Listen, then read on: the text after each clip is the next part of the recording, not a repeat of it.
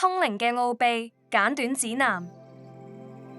通靈係一種靈性練習，透過頂輪、第七脈輪接收嚟自宇宙嘅能量同智慧，並透過喉輪、第五脈輪表達為聲音或其他形式嘅訊息。呢啲係一種連結更高智慧嘅方式，可以幫助我哋深入了解靈性指引同內在力量，引導你走向靈性覺醒。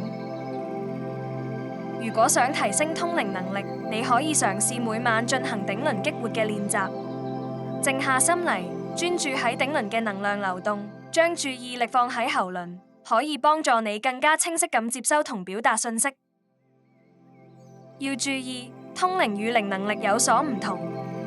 通靈取決於頂輪，而靈能力則來自第六脈輪、第三眼。增強直覺與洞察力嘅關鍵係加強對第三眼嘅練習。靈性指導並非終點，當其暫時消失時，我哋可能需要休息或者面對獨立嘅旅程。